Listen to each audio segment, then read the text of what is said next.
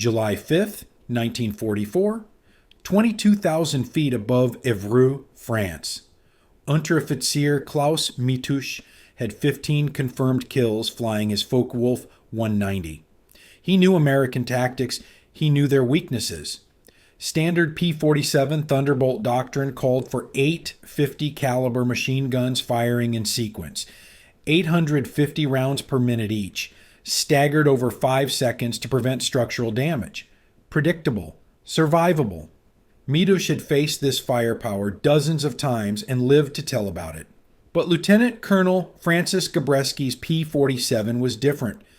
When Gabreski pulled the trigger, 400 rounds erupted from all 8 guns simultaneously in under 3 seconds. Mitusch's wingman's frantic radio transmission cut through the static. Mein Gott. It just came apart in the air. The German fighter didn't absorb the hits. It disintegrated. Across the Luftwaffe, intelligence reports began flooding in about American fighters with impossible firepower, something that wasn't supposed to exist according to every technical manual ever written. A secret modification that turned America's most reliable fighter into flying artillery. The question wasn't how they did it, but how long they could keep it hidden. The mathematics of air combat were unforgiving. At 400 miles per hour closing speed, a fighter pilot had perhaps 3 seconds to line up his shot, squeeze the trigger, and deliver enough firepower to down an enemy aircraft. In those 3 seconds, a standard P-47 Thunderbolt firing in sequential pattern would cycle through its 850 caliber Browning machine guns at 850 rounds per minute each, but staggered across a 5-second window to prevent structural stress on the aircraft. The doctrine made sense on paper. It conserved ammunition, prevented gun jams, and protected the airframe from excessive recoil forces. But doctrine written in comfortable offices rarely survived contact with combat reality. Lieutenant Colonel Francis Gabby Gabreski sat in his tent at RAF Boxted, England, staring at the after-action reports scattered across his makeshift desk. 3 good men lost in 2 weeks. Not to superior German tactics or better aircraft, but to the simple mathematics of time and firepower distribution. At closing speeds that left no room for error, American pilots were forced to spread their killing power across precious seconds they didn't have. The tent flap rustled as Staff Sergeant Ralph Safford knocked and entered without waiting for permission, a familiarity earned through months of keeping Gabreski's P-47 flying through impossible conditions. Safford carried a stack of electrical schematics under his arm, grease still embedded under his fingernails from the morning's engine work. "You wanted to see the gun firing system diagrams, Colonel?" Safford's voice carried the practical directness of a man who understood that technical problems required technical solutions, regardless of rank structure or military protocol. Gabreski looked up from the casualty reports. Lieutenant Jerry Collinsworth's name appeared on the top sheet. Killed 3 days earlier during an escort mission over northern France. Jerry had put a full 5-second burst into a Messerschmitt Bf-19, watching his tracers march across the German fighter's fuselage and wings. The 109 had absorbed the hits, smoking but still controllable, and limped away toward German territory. Collinsworth pursued, burning through his remaining ammunition in careful, measured bursts according to standard doctrine. The wounded 109's return fire caught Jerry's engine. He didn't make it home. "Spread these out here." Gabreski indicated the cleared space on his cot. "I want to understand something." The electrical diagrams revealed a system of elegant complexity. 8 individual solenoid triggers, each connected to its corresponding machine gun through separate circuits. When a pilot pressed his gun button, electrical current flowed through a relay system that activated each gun in precise sequence. Left outboard, right outboard, left inboard, right inboard, cycling through all 8 weapons with mechanical precision.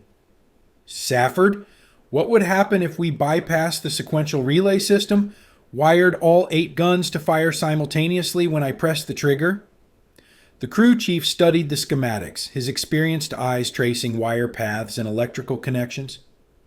Well, sir, the recoil would be something fierce. All 8 guns firing at once would generate maybe 21,000 kilograms of momentum in 3 seconds. That's like mounting a 37mm cannon on the nose. Might throw the aircraft completely off target. Gabreski ran his finger along the circuit diagrams. But could we do it? Structurally, the nose section would need reinforcement. Steel brackets here, here, and here. We'd add maybe 180 pounds to the aircraft, but without proper bracing, the guns could literally shake themselves loose from their mounts. Safford paused, understanding dawning in his expression. But yes, sir, we could do it. The modification represented more than technical tinkering. It was a fundamental rejection of accepted wisdom. Decades of aircraft design philosophy prioritized airframe preservation over concentrated firepower. Sequential firing patterns had been developed to protect expensive aircraft from their own weapons. But Gabreski was looking at protection from a different angle entirely. How long would the modification take? 2 days for the electrical work. Another day for the structural reinforcement. We'd need to test fire it on the ground first, make sure the airframe can handle the stress. That evening, Gabreski walked the flight line as the sun set over eastern England. The 61st Fighter Squadron's P-47s sat in neat rows, their massive radial engines cooling in the evening air. Each aircraft represented months of American industrial production, thousands of man-hours, and hundreds of thousands of dollars in materials and labor. Military doctrine treated them as valuable assets to be preserved and maintained according to established procedures. But Gabreski saw them differently. These weren't just expensive machines. They were weapons platforms carrying pilots into combat against an enemy that showed no mercy to wounded aircraft or hesitant tactics. Every engagement demanded maximum effectiveness in minimum time. Sequential firing doctrine might preserve airframes, but it was killing pilots. The decision crystallized as he watched his ground crews preparing aircraft for the next day's mission. 3 P-47s would receive the modification unofficially without higher authorization, using materials scrounged from maintenance supplies. The electrical work would be precise but not complex. Parallel circuits replacing sequential relays. Steel reinforcement brackets fabricated in the squadron machine shop. Spring-loaded gun mounts to absorb recoil shock. The risks were substantial. Unauthorized modifications could result in court-martial if discovered. Structural failure could kill pilots during combat. The concentrated recoil might make accurate firing impossible, turning precision weapons into uncontrollable artillery. But the alternative was accepting continued losses to tactical doctrine that prioritized equipment over effectiveness. 3 seconds of concentrated firepower versus 5 seconds of distributed fire. 400 rounds delivered simultaneously versus 1,360 rounds spread across a vulnerable time window. Mathematics that could transform American tactical aviation or destroy the career of any officer bold enough to attempt it. Gabreski made his choice. Innovation born from operational necessity, implemented through technical skill, and tested in combat where theoretical considerations meant nothing compared to survival and victory. Technical Sergeant Michael DeFranza approached the modification like an engineering equation that demanded precise solutions. The mathematics were staggering, but not impossible. 8 Browning AN M2 machine guns firing simultaneously would generate 21,600 kilogram meters per second of momentum, equivalent to a 37mm cannon's recoil profile concentrated into the P-47's nose section. The airframe could handle it, but only with proper reinforcement. The nose frame needs steel brackets welded directly to the main structural spars. de France explained to Safford as they examined the first P-47 selected for modification. Without them, the guns will tear themselves apart on the first burst. We're talking about forces the original designers never intended. The work began before dawn on June 15th. De France had calculated stress loads using basic mathematics and practical experience, sketching reinforcement patterns on scrap paper while Safford gathered materials for maintenance supplies. Steel angle brackets fabricated in the squadron machine shop. High tensile bolts liberated from spare parts inventory. Electrical wire and relay components that officially didn't exist in unit records. The electrical modification proved more complex than anticipated. Instead of 8 individual solenoid triggers firing in sequence, the new system required parallel circuits that would activate all guns within 50 milliseconds of each other. Safford rewired the trigger mechanism completely, bypassing the sequential relay system and installing a master switch that could toggle between standard firing and simultaneous mode. Pilot's choice, Safford explained as he installed the toggle switch on the instrument panel. Standard sequential for maneuvering combat, simultaneous for killing shots. Best of both worlds. The structural reinforcement took longer. Each gun mount required individual attention, with steel brackets welded to distribute recoil forces across the airframe's main structural elements. De France installed spring-loaded shock absorbers behind each weapon, designed to absorb 30% of the recoil energy while maintaining rigid gun alignment. On June 20th, Gabreski climbed into the modified P-47 for the first test flight. The aircraft felt heavier in the nose, 180 pounds of additional steel and reinforcement hardware. The center of gravity had shifted forward slightly, requiring trim tab adjustments to maintain level flight characteristics.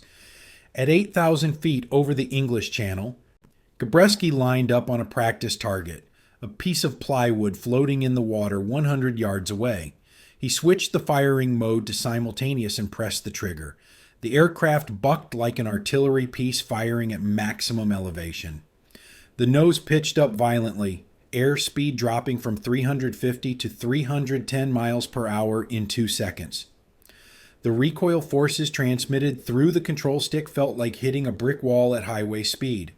But the target simply vanished, not damaged or perforated, but completely destroyed in a cloud of splinters and spray. "It's not flying anymore," Gabreski told his assembled pilots that evening in the squadron briefing room. "It's artillery with wings. 3 seconds of concentrated fire will destroy any aircraft that ever flew." The question is whether we can handle the recoil forces and still maintain accurate shooting.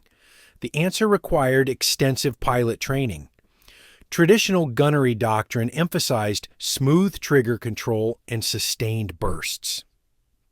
The modified P-47 demanded different techniques, short, precise bursts during straight-line attacks when the aircraft could absorb recoil forces without losing target alignment.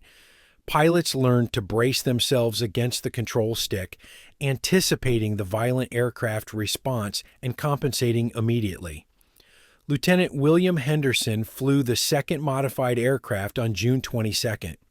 His first burst at a ground target near the coast produced similar results, devastating destruction followed by momentary loss of aircraft control. "It's like firing a shotgun while riding a bucking horse," Henderson reported. "Effective, but it takes practice to stay in the saddle." By June 25th, 3 P-47s carried the modification. Ground testing revealed ammunition consumption rates that concerned the squadron's logistics officers. Standard doctrine called for conservative ammunition use. Pilots typically returned from missions with partial loads remaining. The new system encouraged different thinking. Instead of conserving ammunition for extended engagements, pilots learned to deliver overwhelming firepower in single, decisive attacks. "We're changing the fundamental economics of air combat," de France observed while reviewing ammunition expenditure reports. "Instead of many small engagements with uncertain outcomes, we're creating fewer engagements with certain results. More ammunition per engagement, but fewer total engagements required. The modification's limitations became apparent during practice combat maneuvers. The violent recoil made accurate firing impossible during turning fights or high-G maneuvers. Pilots could only use simultaneous firing during straight-line attacks, diving passes, head-on approaches, or brief moments when target and shooter flew stable flight paths. This tactical constraint actually improved squadron discipline, forcing pilots to choose their shots carefully rather than spray ammunition during extended dogfights. Word began spreading through other fighter squadrons at RAF Boxted. Pilots noticed the 61st Squadron's unusual ammunition requests and the distinctive sound of simultaneous firing during practice sessions. The 8-gun burst produced a different audio signature, a sharp, overwhelming roar instead of the familiar sustained chatter of sequential fire. Colonel Hub Zemke made an unofficial visit to Gabreski's squadron on June 28th. He observed practice firing sessions and examined the modified aircraft without asking direct questions about authorization procedures. Zemke understood the delicate balance between innovation and regulation. Officially, he knew nothing about unauthorized modifications, but unofficially, he recognized tactical advantages when he saw them. "Interesting approach to gunnery training," Zemke commented after watching Henderson destroy a practice target with a single 3-second burst. "Very economical use of time and ammunition." The modification was ready for combat testing. 3 aircraft, 3 pilots trained in new firing techniques, and a tactical doctrine that prioritized overwhelming firepower over sustained engagement. The mathematics were proven, the hardware was functional, and the pilots were confident. What remained was the ultimate test: combat against Luftwaffe fighters who had no idea that American tactical aviation was about to fundamentally change its approach to air-to-air warfare. The mission briefing on July 5th began like dozens of others. Bomber escort to Bernay, France, expected opposition moderate, weather conditions favorable. Gabreski studied the intelligence reports while his pilots gathered around the operations map. 24 B-24 Liberators would attack synthetic oil facilities, protected by 12 P-47s from the 61st Fighter Squadron. German fighter strength in the area was estimated at 15 to 20 aircraft, primarily Focke-Wulf 190s operating from airfields near Evreux. 3 of Gabreski's P-47s carried the modification. The pilots, Gabreski, Henderson, and Lieutenant Robert Johnson had practiced the new firing techniques for 2 weeks, learning to manage recoil forces and choose optimal firing positions. The remaining 9 aircraft flew standard configuration, providing flexibility and backup firepower during extended combat. At 14:30 hours, the formation climbed through 22,000 feet over northern France. The bombers maintained tight formation, their contrails creating geometric patterns against the summer sky. Gabreski positioned his fighters in loose combat spread. Modified aircraft integrated seamlessly with standard P-47s. German radar had detected the incoming raid, but Luftwaffe response remained unpredictable, sometimes overwhelming, sometimes non-existent. The first contact came from Lieutenant Henderson's wingman. "Bandits, 2 o'clock high, climbing hard toward the bombers." 25 Focke-Wulf 190s approached from the northeast, their radial engines leaving dark exhaust trails as they pushed maximum power. The German formation displayed professional discipline, aircraft properly spaced, altitude advantage secured, attack approach calculated to exploit the bombers' defensive blind spots. Gabreski identified the lead 190, flown by a pilot whose aircraft markings suggested considerable experience. Intelligence reports later confirmed the pilot as Unteroffizier Klaus Mitusch, a veteran with 15 confirmed kills who understood American fighter tactics intimately. Mitusch had survived dozens of engagements against P-47s, exploiting their predictable firing patterns and post-attack vulnerability windows. 61st Squadron, this is leader. engage the fighters. Modified aircraft, select your shots carefully. Standard aircraft, provide cover, and pursue damaged bandits. Gabreski's radio transmission was calm, professional, revealing nothing about the tactical surprise his squadron was about to unleash. The German fighters split into two groups, 12 aircraft, diving toward the bombers, while 13 climbed to engage the P-47 escort. Standard Luftwaffe doctrine called for simultaneous attacks on both bombers and fighters, dividing American attention and creating tactical confusion. Miodush led the bomber attack, his experience evident in precise formation, flying, and optimal approach angles. Gabreski positioned himself for a head-on pass against Miodush's 190. The closing speed exceeded 600 miles per hour. Both aircraft committed to an attack geometry that left no room for maneuvering or second chances. At 800 yards, Miodush opened fire with his 420mm cannons and two 13mm machine guns, sending bright tracers toward the approaching P-47. Gabreski waited until 300 yards, closer than doctrine recommended, but necessary for maximum effectiveness. He switched to simultaneous firing mode and pressed the trigger. The modified P-47 erupted in controlled violence. All 850 caliber machine guns fired together, sending 400 rounds downrange in 2.3 seconds. The recoil forces pitched the aircraft's nose up 20 degrees, airspeed dropping instantly as momentum transferred to the devastating cone of destruction spreading toward Miodush's fighter. The German pilot had no time to react or evade. His 190 absorbed the concentrated firepower like a target on a firing range. The right wing separated completely at the root, torn away by multiple 50 caliber impacts, striking within inches of each other. The fuselage twisted violently as asymmetric lift forces created an uncontrollable flat spin. Miodush's aircraft didn't absorb battle damage.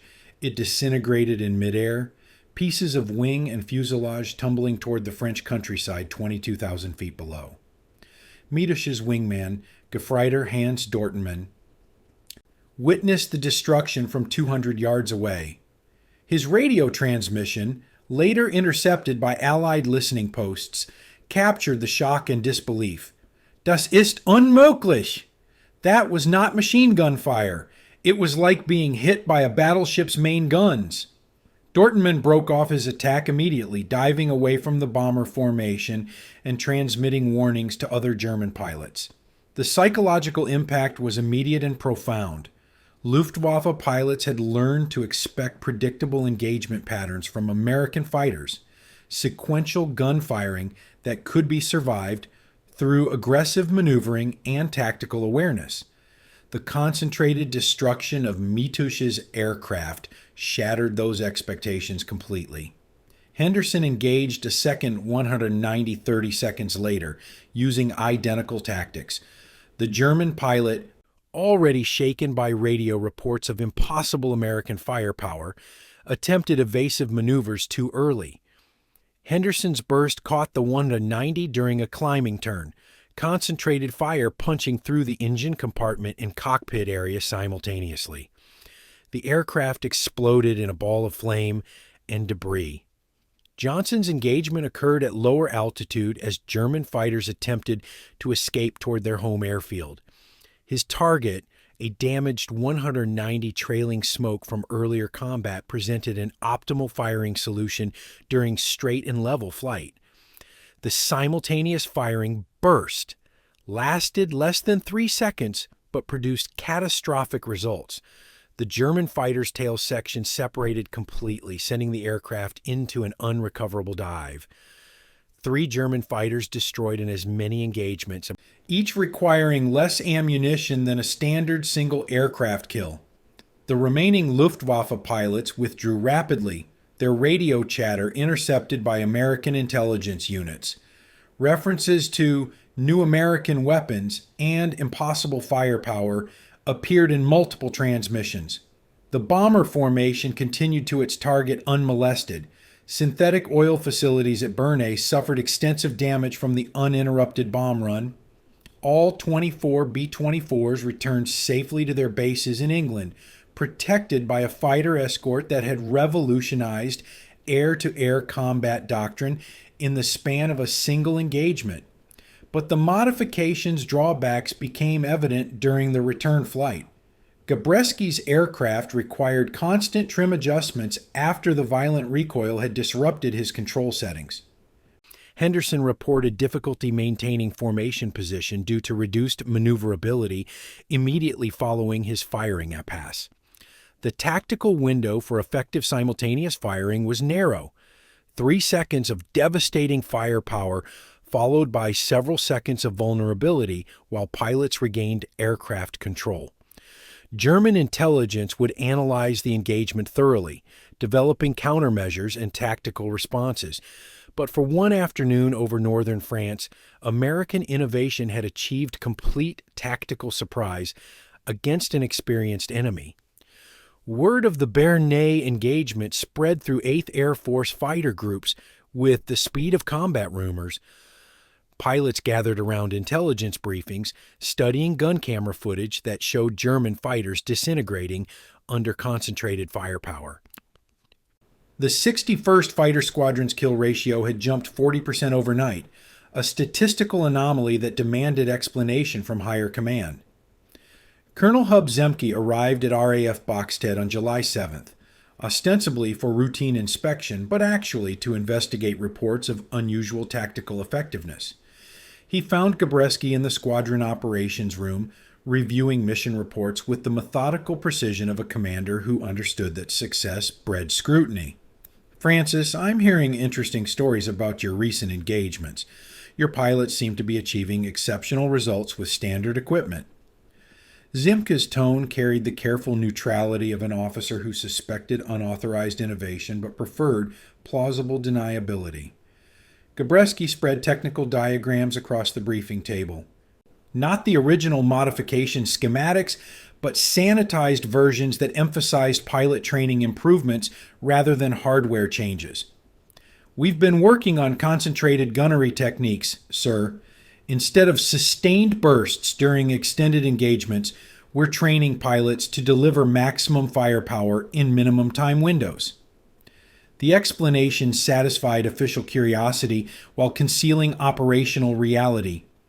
Zemke examined the training records, ammunition expenditure reports, and pilot proficiency scores without asking direct questions about electrical modifications or structural reinforcement. His experience in managing innovative subordinates had taught him when to seek detailed knowledge and when to accept successful results without uncomfortable specifics. "Your ammunition consumption has increased significantly," Zemke observed, studying supply requisitions. "Are you confident this approach is sustainable?" "Yes, sir. Higher ammunition use per engagement, but fewer total engagements required. The economics work in our favor. Decisive kills rather than protracted dogfights." Gabreski's response focused on tactical doctrine rather than technical capabilities, maintaining the fiction that improved results came from pilot skill rather than modified equipment. Within 48 hours, 3 more fighter squadrons requested information about the 61st's gunnery training program. The 62nd and 63rd Fighter Squadrons at RAF Boxted began implementing similar training regimens, though without understanding the underlying hardware modifications. Their results improved modestly. Better pilot discipline and more aggressive tactics produced incremental advantages, but nothing approaching the 61st's dramatic effectiveness. Lieutenant Colonel Robert Landry, commanding the 62nd Squadron, approached Gabreski directly on July 10th. "Francis, my pilots are flying identical missions with identical aircraft, but achieving different results. What exactly are you teaching them that I'm not?" The question forced Gabreski into a delicate balance between operational security and professional cooperation. "Timing and target selection, Bob. We're training pilots to recognize optimal firing solutions and exploit them with maximum concentration. It's not just gunnery, it's tactical patience combined with decisive action." Landry remained unconvinced but accepted the explanation. Inter-squadron rivalry often produced explanations that satisfied professional curiosity without revealing operational advantages. The 61st Squadron's success could be attributed to superior pilot training, better maintenance procedures, or simply statistical variation in combat outcomes. By July 15th, 12 P-47s in the 56th Fighter Group carried the modification. Safford and DeFranza had trained ground crews from other squadrons, passing along fabrication techniques and installation procedures through unofficial channels. The modification spread like technical contagion, each successful engagement generating demand for similar capabilities from units that witnessed the results. Kill rates soared across the modified squadrons, but so did German attention. Luftwaffe intelligence officers analyzed wreckage from multiple engagements, noting consistent patterns of concentrated destruction that defied conventional understanding of American fighter armament. Instead of scattered bullet holes across wings and fuselage, recovered aircraft showed massive structural damage concentrated in critical areas. Engines destroyed by multiple simultaneous hits, wing spars severed by overlapping fire patterns, cockpit areas devastated by precise concentration of firepower. Oberst Johannes Steinhoff, commanding the 3rd Group of Jagdgeschwader 77, compiled detailed reports based on pilot debriefings and wreckage analysis. His conclusions challenged fundamental assumptions about American tactical capabilities. "These are not normal engagement results," he reported to Luftwaffe headquarters. American fighters are achieving destruction levels consistent with cannon fire, but using standard machine gun armament. Either they have developed new ammunition types or modified their firing systems to achieve unprecedented concentration of firepower. German countermeasures began emerging by mid-July. Luftwaffe pilots received briefings about American tactical changes, with emphasis on avoiding head-on engagements and exploiting the apparent vulnerability windows following American gun passes. Fighter formations adopted hit-and-run tactics specifically designed to prevent American pilots from achieving optimal firing solutions. The effectiveness of the modification began declining as German pilots adapted their tactics. Engagement windows became shorter and less predictable. Modified P-47s still achieved superior kill ratio, but the overwhelming advantage of the first weeks diminished as tactical surprise eroded. Gabreski's career reached its peak and crisis point simultaneously. On July 20th, against direct orders to cease combat operations before his scheduled return to the United States, he flew what was intended as his final mission. The target was a German airfield near Bassenheim, a low-level strafing attack that violated his own tactical doctrine about optimal firing solutions. During his attack run, Gabreski's propeller tips struck the ground while pulling up from a strafing pass. The damage forced an immediate crash landing in German-occupied territory.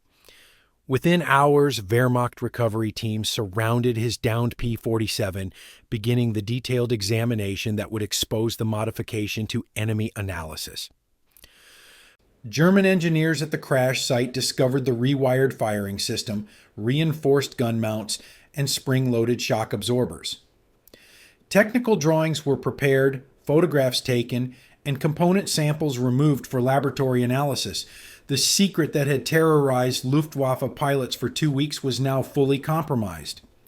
Gabreski himself was captured and spent the remainder of the war in Stalag Luftwaffe, his innovative leadership replaced by pilots who would face increasingly sophisticated German countermeasures.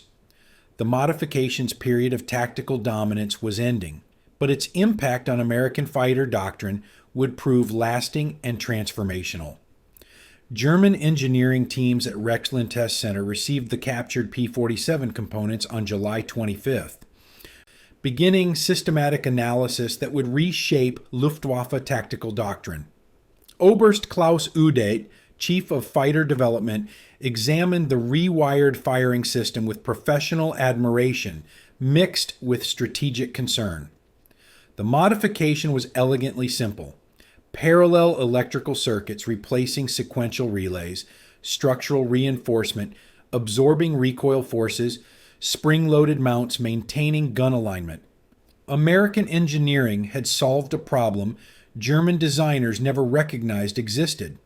This explains the impossible firepower reports, Udet informed his technical staff. 8 machine guns firing simultaneously create destruction patterns equivalent to cannon armament, but the solution is not transferable to our aircraft. German fighters lack the structural mass and ammunition capacity of the P-47. The Focke-Wulf 190 carried only 4 cannons and 2 machine guns, insufficient weapons to benefit from simultaneous firing, and inadequate airframe strength to absorb comparable recoil forces. More critically, the captured intelligence revealed American innovation methodology. Instead of developing new weapons, they had modified existing systems to achieve revolutionary effectiveness. This approach suggested deeper problems in German technical development, an over-reliance on advanced technology solutions while ignoring simple improvements to proven equipment. Luftwaffe intelligence distributed tactical bulletins to all fighter units by August 1st. American P-47s equipped with simultaneous firing systems could be identified by their post-firing flight characteristics. Brief moments of reduced maneuverability immediately following gun bursts. German pilots learned to exploit these vulnerability windows, timing their own attacks to coincide with American firing sequences. Counter tactics emerged rapidly. Luftwaffe fighters adopted extreme evasive maneuvers designed to prevent American pilots from achieving stable firing solutions. High-speed passes replaced extended dogfights. Hit-and-run attacks exploited the narrow tactical window when simultaneous firing was most effective. German formations began using decoy aircraft to draw American fire, then attacking during the post-firing recovery period. For 3 weeks, the modification's effectiveness plummeted. German pilots had learned to fear the concentrated firepower, but also to exploit its limitations. American kill rates dropped to pre-modification levels as tactical surprise evaporated. The innovation that had terrorized Luftwaffe squadrons became another tactical factor to be managed rather than a decisive advantage. Major William Wisner assumed command of the 61st Fighter Squadron on August 15th, inheriting both the modification's legacy and its tactical challenges. Unlike Gabreski's intuitive leadership style, Wisner approached problems through systematic analysis and collaborative solution development. His first squadron meeting addressed the modification's declining effectiveness directly. "The Germans have adapted," Wisner told his assembled pilots. "They understand our capabilities and limitations. Pure simultaneous firing is no longer sufficient. We need tactical evolution." His solution combined technical refinement with doctrinal flexibility. Squadron armorers developed a hybrid firing system. Pilots could select between sequential firing for maneuvering combat and simultaneous firing for critical shots using a simple toggle switch mounted on the control stick.